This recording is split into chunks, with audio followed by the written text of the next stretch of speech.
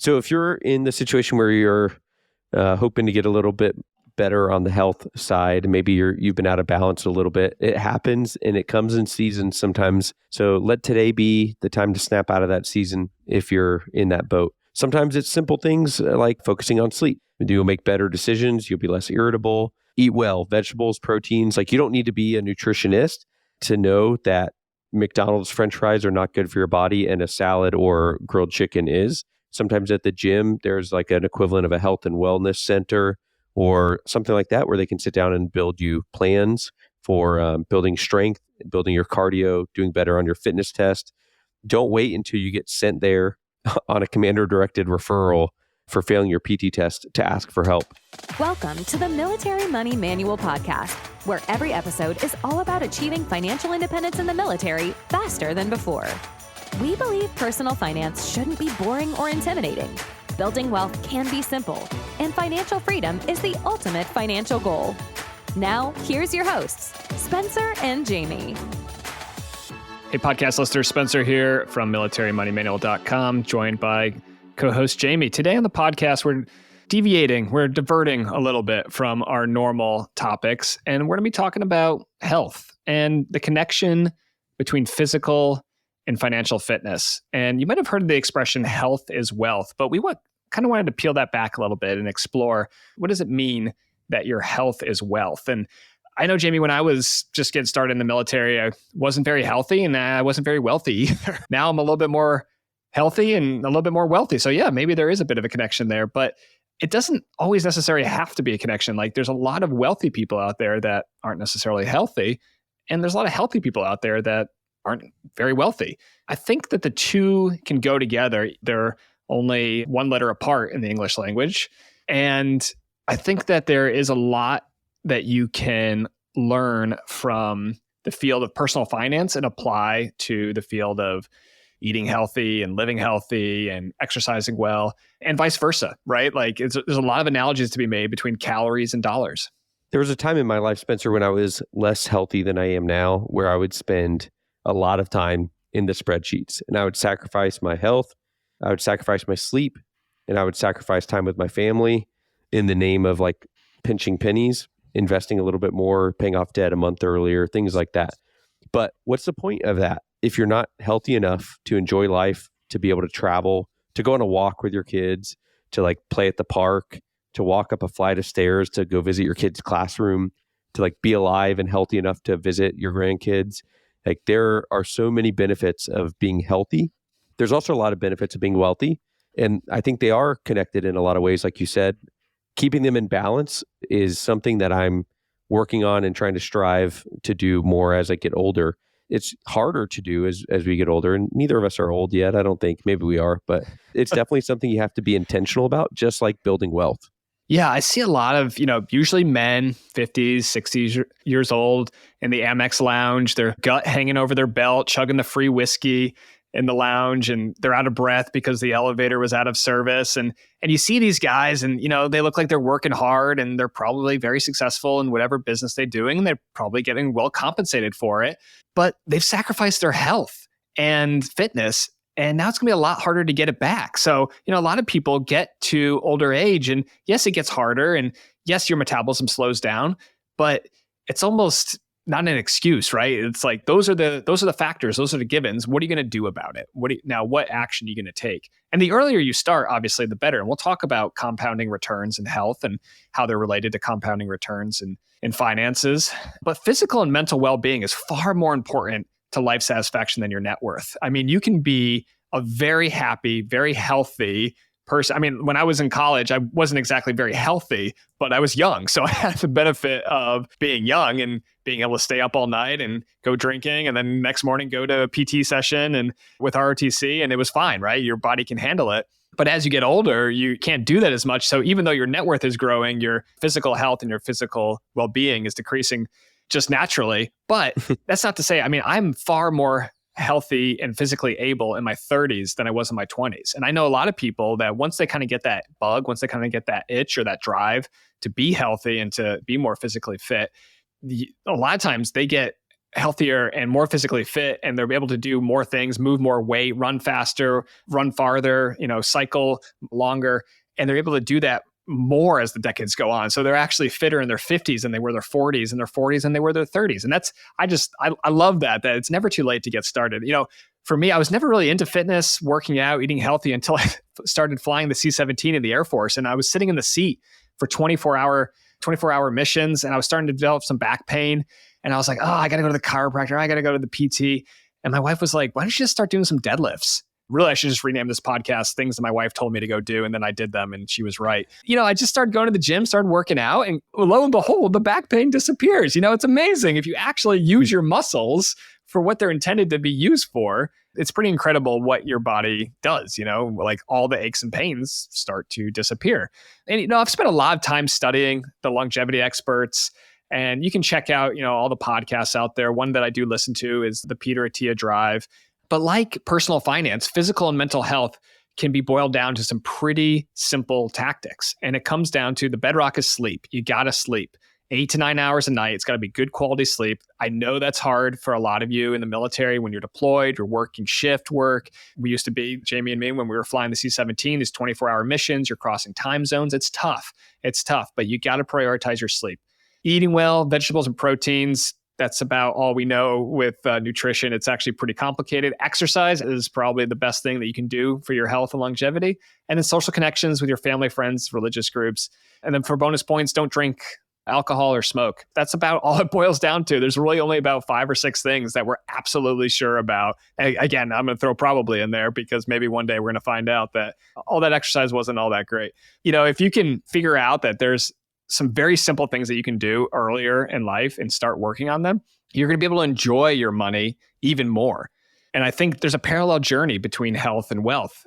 As you work your way towards financial independence, you can also be working your way towards, call it physical independence. Or if you're working towards your financial fitness, you're working on your physical fitness as well. When you spend all this money going on a nice vacation, and you saved up really hard for it sometimes, or you have this great mileage redemption and you get there and like, you're the dad for us or the mom, girlfriend, boyfriend who's uncomfortable at the beach and you're not confident. And it just kind of ruins the whole vacation.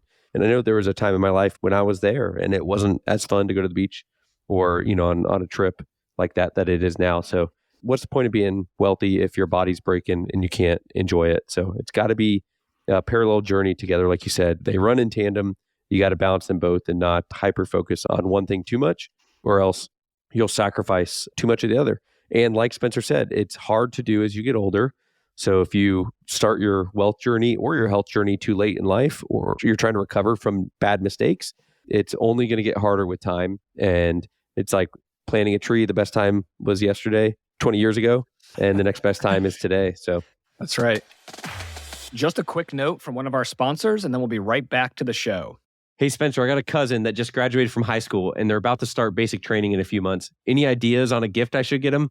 Yep, sure do, Jamie. The Military Money Manual, A Practical Guide to Financial Freedom, is a concise, easy to read, and practical guide to your military money. It's the book that I wish someone had handed me on my first day in the military. In the book, I explain the exact money tactics and investing strategies that can enable you to achieve financial independence while serving in the U.S. military. It's available on Amazon, Audible, and my website. It's hardcover, paperback, ebook, Kindle, and audiobook. You can get a special discount using promo code podcast on my website, shop.militarymoneymanual.com. Another thing that comes up in financial independence and the journey to 25 times your annual expenses, people call it the boring middle, right? Because when you first find out about financial independence, you're like, oh my God, this is amazing. Like maybe my current budget is $40,000 or $50,000 a year, which means I only need $1 million or $1.25 million to retire. And with a 50% savings rate, I can get there in 16 years. And this is incredible. You want to talk to everybody about it. You want to tell everybody about it. You're reading all the blogs, Mr. Money Mustache. And so you get really excited about it and then you start saving and that's it, right? Like it's just about consistent savings and putting your money to work in low cost, automated, diversified, and simple index funds. And it gets kind of boring. And so they call it the boring middle. And I think one of the ways that you can make the boring middle exciting is like, you got to get hobbies. You got to like figure out like, what is life outside the spreadsheet? And I think physical fitness and, dialing in your health, that can be part of the boring middle and can make it really not boring. Because the thing you got to realize is how you spend your days is how you live your life, right? Like at the end of your life, you just tally up like everything you did every day, and that's your life. And so if you never go to the gym and you never eat a vegetable, frozen TV dinners and, frozen pizzas every night, or tornadoes from the shopette every day, I mean, you are what you eat. One day you turn it into a tornado. So, a lot of the compounding returns, fitness and healthy habits just come from little frequent investments of time, energy, or money. That can be daily, that can be weekly, it can be monthly, it can be quarterly, it can be annually. But it's just these little habits that you repeat over time and they build on themselves. And eventually, after a couple of years, whereas a decade ago, you would never call yourself an athlete, 5 or 10 years from now, you can be like, no, I am an athlete because I do athletic things. Another interesting parallel between the two topics here is that that topic of compounding interest and how you don't always notice a large change right away. So you can start working out. Maybe you start with going for a walk 30 minutes a day or 10,000 steps or whatever. Maybe you work up to running 3 miles for the first time, or going to the gym and lifting weights for the first time in years or whatever. And you don't necessarily see a change the first time you go to the gym. And sometimes that's disappointing. Same thing with investing. Like the first time you pay an extra $10 or $50 off of your debt, or you deposit an extra $100 in your retirement savings, it's not going to change anything overnight. But 40 years from now, those small decisions are going to pay huge dividends, and that compound interest and the compound effect will take over in both of those ways big time. So Spencer, one of the biggest things that I think connects the two topics is how you can use your financial freedom and the wealth you're building to invest in your health. I was guilty of this when I was younger, where I wouldn't prioritize health or fitness. What was one of the first things I mentioned that you need to get right in order to live a healthy life? Is sleep. And I would use old mattresses. If I was having bad sleep, like I wouldn't take any action or invest any money in a solution to my problems, right? And it can be as simple. I mean, I sleep on Casper mattresses now. I think like they're at Costco for less than $1,000. You can get them online, delivered to your house for less than $1,000. And if you aren't getting good sleep and you have an old mattress, just go out right now. Well, I'm not sponsored by Casper. I just love their mattresses. Go buy their mattress. And the fact, all those online mattress companies, they have like at home, no question asked returns. Day. Yeah. Yeah. Usually 100, 120 day trial periods. So one time what I did is I ordered like 3 or 4 of them and just slept on a different one every night for a week straight. And then the ones I didn't like, I returned, and the ones I liked, I kept. Did that require an investment? Yeah, it did. Like each one of those was like $1,000. Now I got most of that money returned, but eventually when you settle on a new mattress, yeah, it's going to cost $1,000. But guess what? Like you'll be sleeping on that mattress many, many nights for the rest of your life. It could even be as simple as the air conditioning setting at your house. Like you might be too cheap to turn the air down at night, even though the science shows most people sleep better when they're not sweaty. I don't think people enjoy waking up in a pile of sweat. So maybe the wealth is connected there of like in prioritizing that air conditioning setting so you maximize your sleep, or you get one of the jet cooled beds or whatever those are. We'd be happy to be sponsored. I feel like all those beds sponsor every other podcast in the world except for ours. The other thing, JV, you can spend money on, and that's kind of what we're talking about right now, is like how can you invest your money to increase your fitness and your health. But it can be as simple as signing up for a gym. Now, thankfully, if you're still active duty or if you live near a base and you get on base, I mean, the military does provide excellent free fitness facilities at most bases. And running tracks, I mean, that's something now that I live in a foreign country, I didn't realize like how many running tracks the US has. Just like every high school has one, every base has one.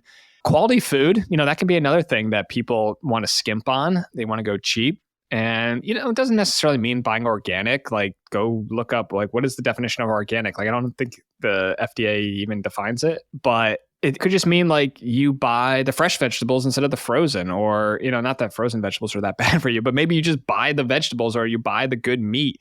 At the end of the day, like, what you eat does provide the building blocks of literally your body. You can't expect to just, shovel Zyn and tornadoes and Monster and expect to have an awesome physique or muscles or strength. Good running shoes, that's another thing you can focus on too. And one thing I did, Jamie, was for my workout clothes is I found Viore shorts and Lululemon tops t-shirts, and I love them. Like I tried them on and they're my favorite. I can run in them, I can lift in them. They're awesome for working out in. And rather than have Nike and Adidas, like different shorts and like, oh, I like this one more than I like that one. Nope. I got rid of all of my exercise clothes and I just went out and bought 5 Viore shorts and 5 Lululemon t-shirts. And that's it. And they're all the same color. And I just mix and match them. And I never have an excuse that, oh, I don't have clean workout clothes because I have 5 sets of them. Do you think people at the gym wonder if you are just wearing dirty clothes every day? I don't think anybody notices what I wear at the gym. Just next time you go, you should look to see if anyone in the class is like shying away from you and not near you at all. But hey, I was just thinking, like, I wonder if some of our listeners, maybe especially from other branches, might be like, guys, is it really this bad in the military? I just wanted to mention this real quick side note. In 2020, the obesity rate in the military active component was 15%. In 2021, it was 19%. And in 2022, it was almost 22%.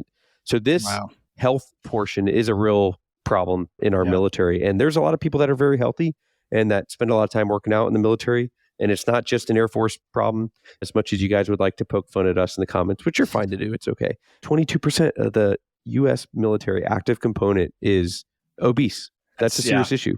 It is a serious issue. And it's also impacting recruiting as well. I was never really that overweight, but I was just weak. I was just like a weak person. Like I never really benched, squatted, deadlift, like done any of like the compound lifts because that wasn't something that I'd really been exposed to when I was growing up. And in the Air Force, I mean, yeah, okay, other branches poke fun at us. Like we run around on a track and do a couple push-ups and maybe some air squats. The Navy has the highest obesity rate, by the way. So cut us a little bit of, We'll poke fun at the Navy then. Maybe you don't enjoy, whatever physical training that your branch does. And that's okay. Like you can go find something that you do enjoy. Like you could pick up cycling, or triathlon was something that I got into when I lived in Hawaii. Pickleball, absolutely. Or set a goal or intention to help motivate you. Sign up for an event. Like maybe there's a 5K you want to do with your spouse. Or maybe you got a PT test coming up and you're like, you know what, this is the year. I'm going to max out the push-ups. Like it can't be that hard. And guess what? Like do 50 push-ups a day, at least in the Air Force, and you'll probably max out on game day. Just like with financial fitness, when you're new to it, sometimes you just have to accept the fact that it's going to be a slow start. So you don't necessarily need to come out the gates running with a 3-hour workout the first time you hit the gym in a couple of years. There's a large portion of our population that spends a lot of time behind a computer desk or video game monitor. So if you're one of those, just know that you got to start slow. It might just be walking more. It might be doing 10 push-ups, might be doing 2 pull-ups, like whatever, wherever you're at. And this is another good parallel. Wherever you're at in your journey, you don't have to stay there. You just have to choose to make some small changes that will have big impacts in the future. So you might not be an expert at fitness or at wealth building yet, but you can with a little bit of research, motivation, and some goal setting. Just a quick note from one of our sponsors, and we'll be right back to the show. Hey, Spencer, I've heard about this free Amex Platinum card for military service members. Where can I go to learn more about this? Great question, Jamie. I've got the Ultimate Military Credit Cards course at militarymoneymanual.com/UMC3. It's a 100% free email-based course, and I explain exactly how to verify your eligibility for credit card annual fee waivers with the Military Lending Act, or MLA, and the Service Members Civil Relief Act, or SCRA. The Ultimate Military Credit Cards course is a beginner's guide to travel hacking and opening up your first annual fee-waived credit card while you or your spouse serves in the U.S. military. There's no spam, no fluff, and the only emails you'll get from me are related to military credit cards. You can unsubscribe at any time, and there's zero cost to you to sign up. You can sign up right now for free at militarymoneymanual.com/UMC3. Again, militarymoneymanual.com/uniform Mike Charlie 3. And now back to the show. I think it's useful, Jamie, to also like take the long-term perspective on health is wealth. And the 2 ways you can look at lifespan or health span. So health span is kind of a more recent term, and it's one that the longevity guys are using to talk about the length of time that you're disease and injury free during your life. Your health span, for a lot of people might go up to let's say they live to be 80, but they might only be healthy until 70. In the last decade of their life, they're kind of battling different diseases and injuries. Whereas lifespan is what we all know, and that's just how long you live, right? But if the last 10 years of your life, you have dementia and you have, urinary tract infections and you have all these terrible diseases of aging, like who wants that? Like nobody wants that. So if you can increase your health span and get it closer to your lifespan, so such that you're healthier until really just the last couple years or months or weeks of your life, then I think that's a much better way to live. And so if you take those two things in mind, you have to balance your wealth accumulation with your health investments. And so when you're younger, maybe instead of working, now this is, outside of the military, you might have more flexibility with this. When you're in the military, you can be kind of forced to, the number of hours you work a week is just dictated by your commander, and it is what it is. But I would say most units have some kind of policy where you're allowed to, while you're on duty, get to the gym and get a workout in, or go for a run, or whatever it is. Or, just taking that extra couple hours on a Sunday and do some meal prep for the week so that you're not eating Burger King, for every meal that week. I think that's, that can be so important for, especially if you're in one of those sedentary jobs where you're not getting out of your chair very often. But the military does encourage a lot of these health opportunities, like with the standing desks. I mean, again, yes, throw all your chair force jokes you can at us, but hey, now we have standing desks, so we're not sitting in chairs all day.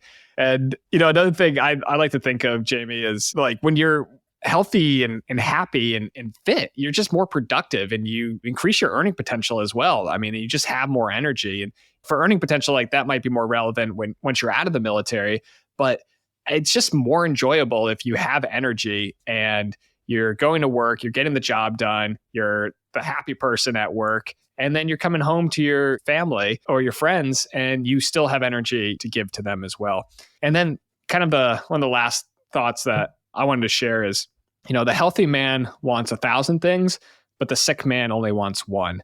And I think this one really drives home the point that when you're healthy and you're happy and you're on this journey to financial independence, it's like, oh, what do I want to go? I want to take this trip. I want to buy this thing. I need to I'm going to go shop for a drone and, start getting into first person view drones.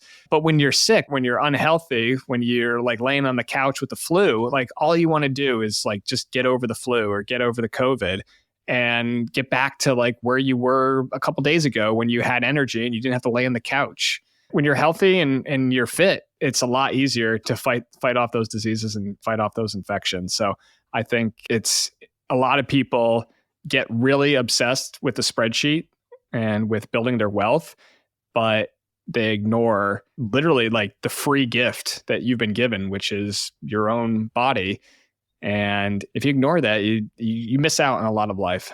Take care of it. So if you're in the situation where you're hoping to get a little bit better on the health side, maybe you've been out of balance a little bit. It happens and it comes in seasons sometimes in the military. So let today be the time to snap out of that season if you're in that boat.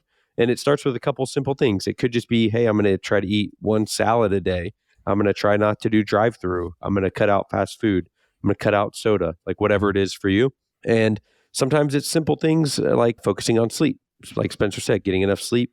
You'll make better decisions. You'll be less irritable. It's just going to affect your life in so many positive ways when you focus on getting the proper amount of sleep and good sleep. Eat well, vegetables, proteins. You don't need to be a nutritionist to know that McDonald's French fries are not good for your body and a salad or grilled chicken is. But if you do want to help, a lot of bases do have free resources available. Maybe in your medical group at the clinic, there's often a registered dietitian or nutritionist there. Sometimes at the gym, there's an equivalent of a health and wellness center or something like that where they can sit down and build you plans for building strength, building your cardio, doing better on your fitness test. Don't wait until you get sent there on a commander-directed referral for failing your PT test to ask for help. And there was many a years where I wish I had the courage to either ask for help or that, to be honest, one of my supervisors had been like, hey, let's go for a walk together and chat about how you're doing physically right now.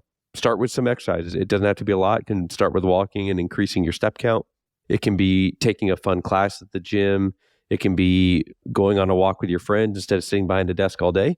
And that social connection, maybe you find a group that likes to go paddleboarding or play tennis together or play racquetball. Racquetball is exhausting, especially as I get older.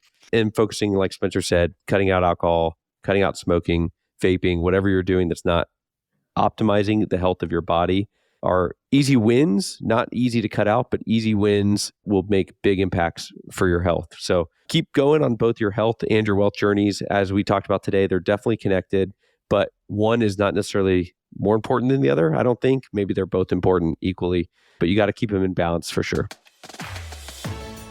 Thanks so much for tuning in to this episode of the Military Money Manual podcast. If you're enjoying the show, please feel free to rate, subscribe, and leave a review wherever you listen to your podcasts. This helps others find the show, and we really appreciate it. Thanks again for tuning in, and we'll catch you in the next episode. The views and opinions presented here are those of the speakers and do not necessarily represent the views of the DoD or its components. Reference to any commercial products or services does not constitute DoD endorsement of those products or services.